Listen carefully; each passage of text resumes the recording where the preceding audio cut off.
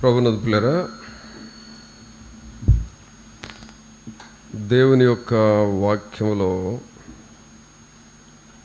మనము గమనించినట్లయితే మనందరికీ బాగా తెలిసిన ఒక పేరు, వెల్ నోన్ నేమ్ లేక ప్రసిద్ధిగాంచిన పేరు, అదేమిటంటే మోషే. జనరల్గా మోషే అనే పేరు అందరికీ తెలుసు. అయితే ఆ మోషే పరిస్థితి చూస్తే ఆల్మోస్ట్ బైబిల్లో ఇద్దరు పిల్లలు ఉన్నారు. ఆ ఇద్దరు పిల్లలకి బాల్యకాలంలో ఉన్నప్పుడే ఒక పెద్ద శోధన వచ్చింది.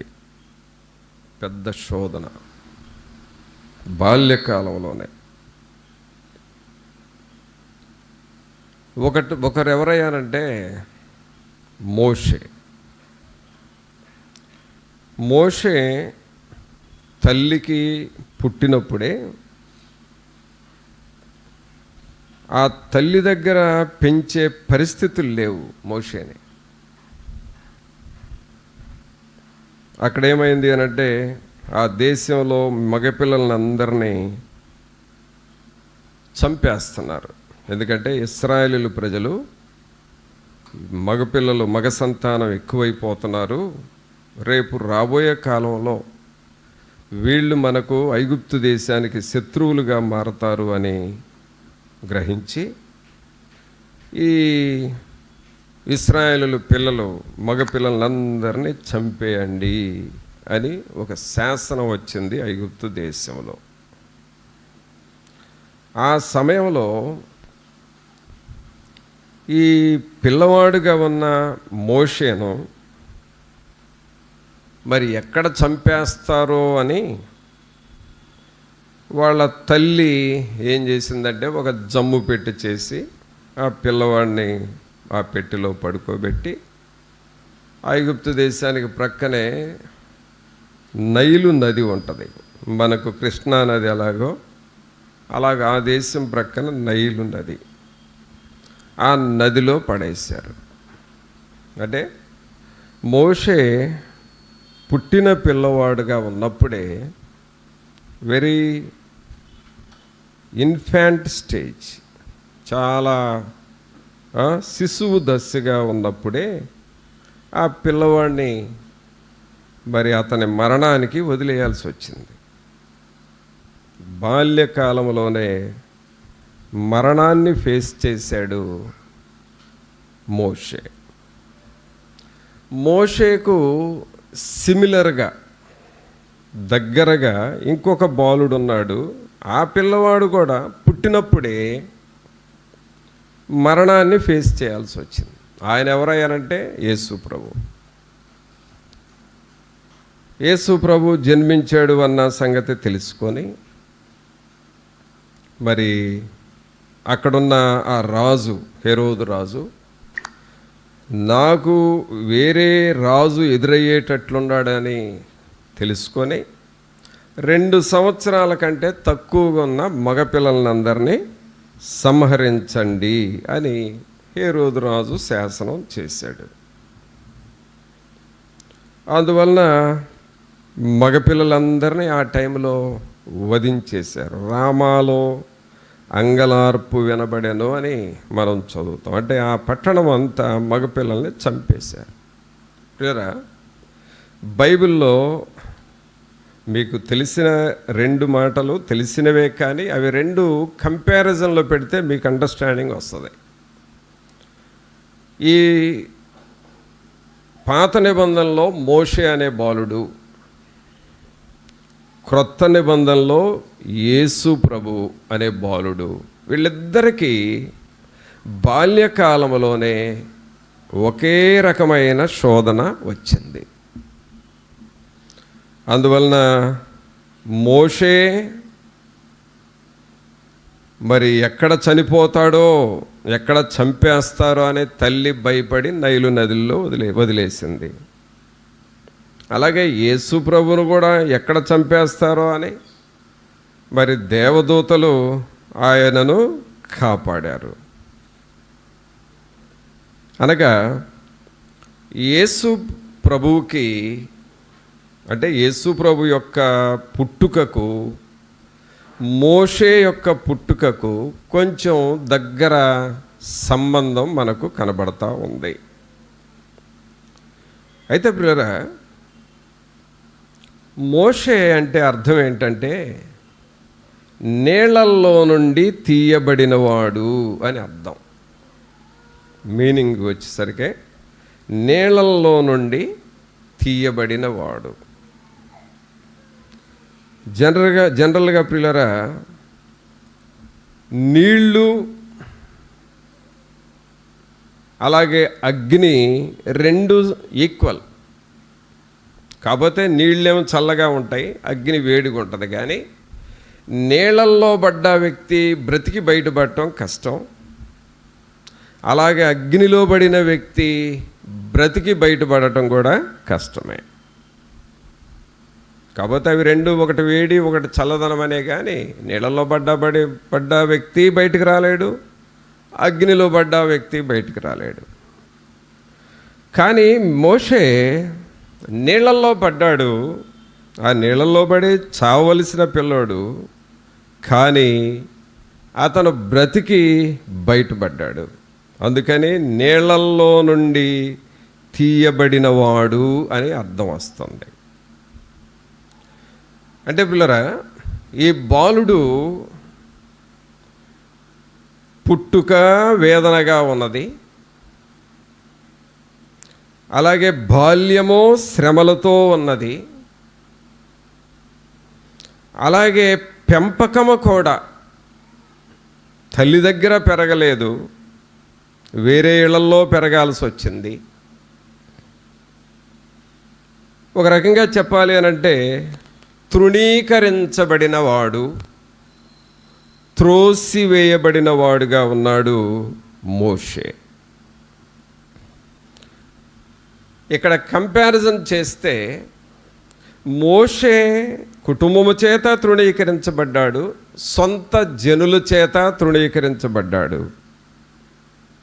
యేసుక్రీస్తు ప్రభువుని గురించి కూడా యెషయా గ్రంథము 53వ అధ్యాయంలో ఏముంటుందంటే ఆయన తృణీకరింపబడెను అని ఉంటుంది. ఆయన తృణీకరింపబడెను, ఎన్నిక లేనివాడాయను, తృణీకరింపబడినవాడు ఆయన. అయితే ఇలాంటి తృణీకరింపబడిన మోషే, కుటుంబీకులు వదిలివేసిన మోషే, అసలు పుట్టుకతోనే శ్రమలు అనుభవించిన మోషే అనే బాలుడు మనకు తెలిసినది ఏమిటంటే ఆయన ఒక గొప్ప నాయకుడు అని, అలాగే ఇశ్రాయేలీలను పరిపాలించిన వ్యక్తి అని, ఐగుప్తు దేశంలో నుండి ప్రజలను ఆ బానిసత్వం నుండి 430 సంవత్సరాలు బానిసలుగా ఉన్న ప్రజలను విడిపించారు అని తెలుసు. ఈ నెలలో 15వ తారీఖున ఆగస్టు 15 మనం ఇండిపెండెన్స్ డే సెలబ్రేషన్స్ చేసుకున్నాం. మన దేశం 78వ సంవత్సరం స్వాతంత్ర దినోత్సవం. ఆ రోజున మనం జ్ఞాపకం చేసుకుంది ఏమిటంటే మరి ఆ బానిసత్వం నుండి, ఆ బ్రిటిష్ వాళ్ళ యొక్క పరిపాలన నుండి మన దేశానికి విడుదల వచ్చింది అని జ్ఞాపకం చేసుకున్నాం. దాన్నే స్వాతంత్ర్యము, ఇండిపెండెన్స్ డే అని చెప్పుకున్నాం. అయితే ఈ దేశాన్ని స్వాతంత్రం పోరాటం చేయడానికి చాలామంది నాయకులు ప్రయాసపడ్డారు, చాలామంది నాయకులు. కానీ 430 సంవత్సరాలు, మన దేశమేమో సుమారు ఒక 200 సంవత్సరాలే పరిపాలించబడింది బ్రిటిష్ వారి చేత.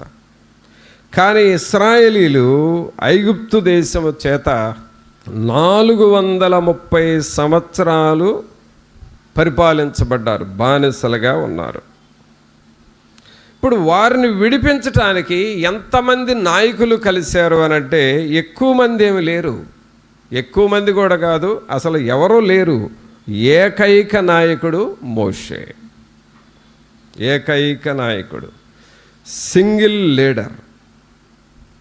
ఏకైక నాయకుడిగా మోషే ఇశ్రాయేలీలను ఐగుప్తు బానిసత్వం నుండి విడుదల చేశాడు. అయితే ప్రియులారా, మనం గమనించాల్సింది ఏంటంటే, ఈ ఇంట్రడక్షన్ అంతా ఎందుకు చెప్తున్నారంటే, మోషే పుట్టుక వేదన, అసలు పుట్టినప్పుడే చనిపోయి ఉండాల్సిన పిల్లోడు, కానీ ఆయన గొప్ప నాయకుడిగా మారాడు. అంటే ఇక్కడ మనం తెలుసుకోవాల్సింది ఏమిటంటే, ఒక గొప్ప నాయకుడు అవ్వటానికి, ఒక గొప్ప వ్యక్తిగా మారటానికి మన వెనక బ్యాక్గ్రౌండ్ ఏమీ అవసరం లేకుండానే, మన వెనక సపోర్ట్ ఏమీ లేకుండానే ఒక వ్యక్తి ఉన్నత స్థాయికి ఎదగగలడు అనేది మోషేను చూసి మనం నేర్చుకోవచ్చు. మోషే ఆ స్థాయికి ఎలా వెళ్ళాడు? అసలు మోషే సామాన్యమైన వాడు, నీళ్ళల్లో పడవేయబడ్డవాడు, నీళ్ళల్లో నుండి బయటికి తీయబడ్డవాడు, అసలు పుట్టినప్పుడే చంపబడవలసిన వాడు. అలాంటి పిల్లోడు ఇశ్రాయేలు ప్రజలకు నాయకుడిగా మారాడే. ఎలా మారాడు? How is it possible? ఆ స్థాయికి ఎలా వెళ్ళాడు అని చూస్తే, మోషేలో కొన్ని ప్రత్యేకమైన క్యారెక్టర్స్ ఉన్నాయి ప్రియులారా. చూడండి, మన కుటుంబము దీవించబడాలి అనంటే, మనము ఒక ఉన్నత స్థాయికి ఎదగాలి అనంటే, కొన్ని క్యారెక్టర్స్ని మనం అలవర్చుకుంటూ ఉండాలి. కొన్ని గుణాలు, కొన్ని సుగుణాలు, కొన్ని మంచి లక్షణాలు, కొన్ని శ్రేష్టమైన విషయాలు నేర్చుకొని వాటిని మనం పాటిస్తూ ఉండాలి. ఏ అలవాటు అయితేలే అని లేనిపోయిన అలవాట్లు నేర్చుకుంటే పతనావస్థకు వెళతాం. కొన్ని శ్రేష్టమైన అలవాట్లు ఉన్నాయండి సమాజంలో, వాటిని మనం పట్టుకోవాలి. ఈ మోషే చరిత్రగాంచిన వ్యక్తిగా మారాడు. ఇప్పుడు చెప్పాలి అనంటే, అసలు మోషే సింపుల్ పేరే, మనకు మోషే అంటే పెద్దగా ఆలోచించం, కానీ అసలు మోషేను ప్రపంచంలో, ఇప్పుడున్న ప్రపంచంలో ఎవరితోనన్నా పోల్చొచ్చా అని చూస్తే, మన ఇండియాలో మోషే లాంటి గొప్ప వ్యక్తి అసలు ఎవరో లేరు. అంటే మన దేశంలో ఒకవేళ నాయకులు అంటూ ఎవరైనా ఉన్నారంటే వాళ్ళెవరూ కూడా మోషే క్రింద చాలరు అసలు. అలా అని వేరే దేశంలో ఎవరైనా ఉన్నారంటే సరే వేరే దేశానికి వెళదాం. అగ్రరాజ్యాలు ఏదో రష్యా, అమెరికా అనుకుంటాము. ఆ దేశాల యొక్క అధ్యక్షులు ఉన్నారు చూడండి, వాళ్ళు కూడా మోషే దగ్గర అసలు చాలరు. అంటే మోషే క్రింద ఇప్పుడున్న అగ్రరాజ్య నాయకులు కూడా చిన్న చిన్న పిల్లలు లాంటి వాళ్ళు. అంటే మోషే అంత గొప్పవాడుగా మారాడు. అంత గొప్పవాడిగా మారటానికి కారణం ఏంటి? అసలు ఏం చేశాడని అంత గొప్పవాడిగా మారాడు అని అంటే, ఆయన అంత గొప్పవాడిగా మారటానికి అంత గొప్ప దేవుని మీద ఆధారపడ్డాడు. అది అసలు మొదటి విషయం. ఆయన ఎలాగ ఆధారపడ్డాడు అనంటే, నిర్గమకాండం మనం చూస్తే, నిర్గమకాండము 3వ అధ్యాయము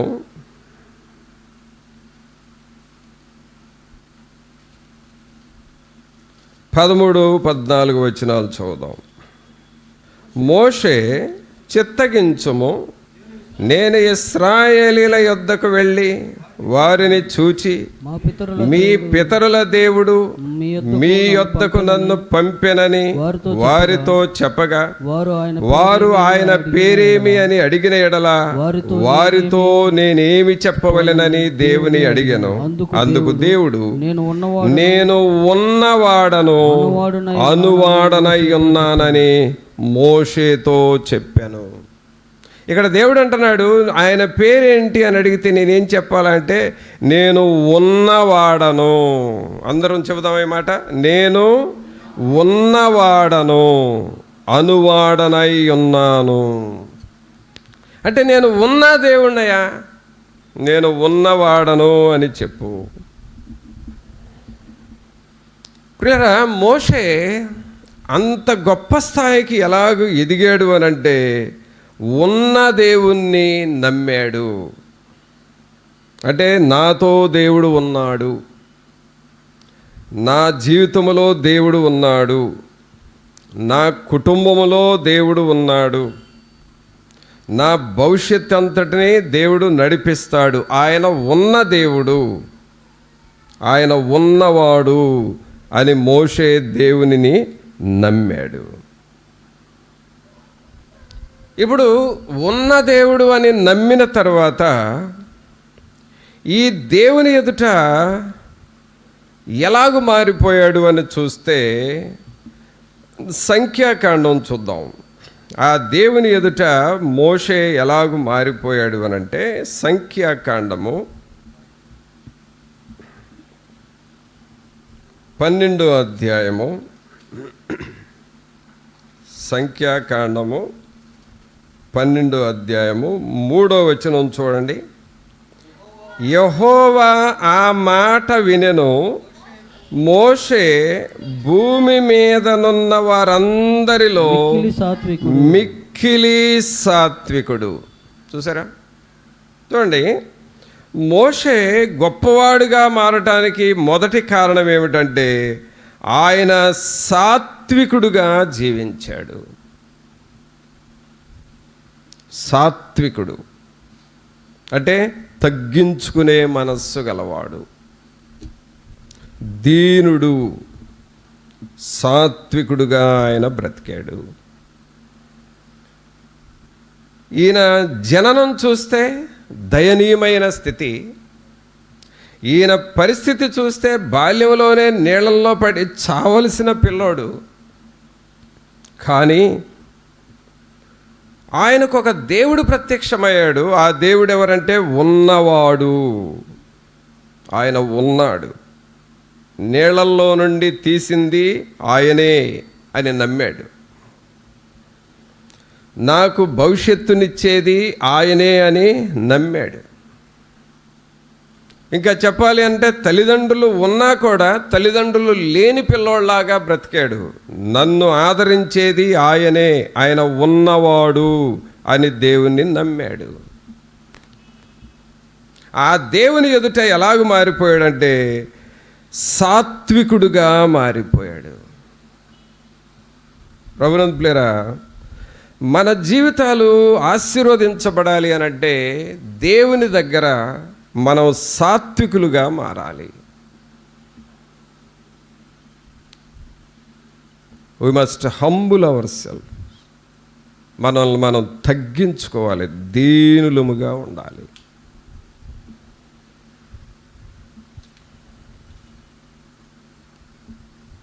మనము దేవుని ఎదుట ఉన్నామని సాత్వికులముగా మనం బ్రతకాలి.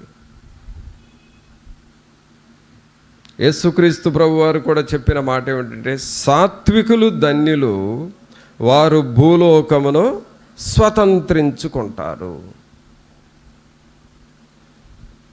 కావున ఆ నీళ్ళల్లో పడ్డ వ్యక్తి ఇశ్రాయేలీలకు అంత నాయకుడు. పైగా ఆ రోజుల్లో ఐగుప్తు దేశం అనేది అగ్రరాజ్యం. ఐగుప్తు అనేది చాలా అగ్రరాజ్యం. ఆ రోజులో రష్యాలు, అమెరికాలు ఇవన్నీ లేవు అసలు. ఆ ఈజిప్ట్ అనేది చాలా అగ్రరాజ్యంగా ఉంది. ఆ దేశాన్ని పరిపాలించే నాయకుడు ఫరో. మరి ప్రపంచంలోనే ఫరో అంటే హడల్, అలాంటి వ్యక్తి. ఆ వ్యక్తిని ఎదిరించి ఇశ్రాయేలీయులను బయటికి తీసుకొని వచ్చే అంత గొప్పవాడయ్యాడు అనంటే దానికి కారణము దేవుని ఎదుట సాగిలపడి బ్రతికాడు. మనం పాడతాము కదా, సాగిలపడి మ్రోఖెదము సత్యముతో ఆత్మాలు మన ప్రభు యేసుని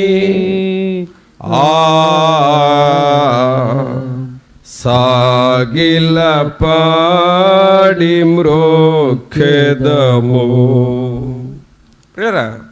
మన కుటుంబాలు ఆశీర్వదించటానికి దేవుడు ఇష్టపడుతున్నాడు, కానీ మనం మోషేలాగా సాత్వికులంగా మారాలి.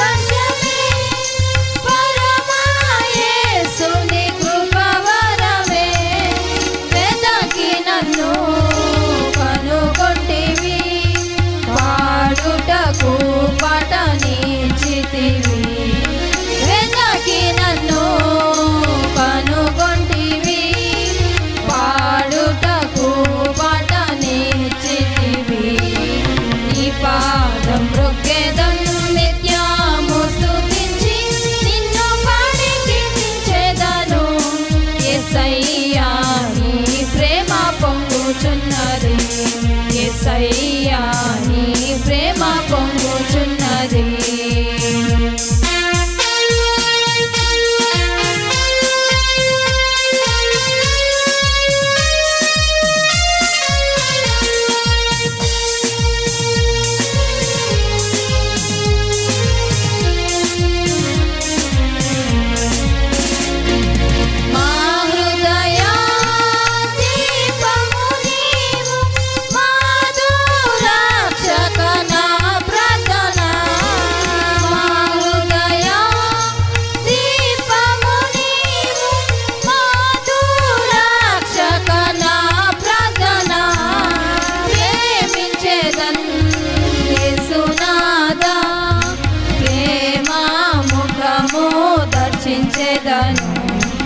ప్రేమించేదన్ యేసునాదా ప్రేమ ముఖము దర్శించేదము. నీ పాదం రొక్కేదం నిత్యము స్తుతించి నిన్ను పాడి కీర్తించేదను. యేసయ్యా నీ ప్రేమ పొంగుచున్నది. యేసయ్యా నీ ప్రేమ పొంగుచున్నది.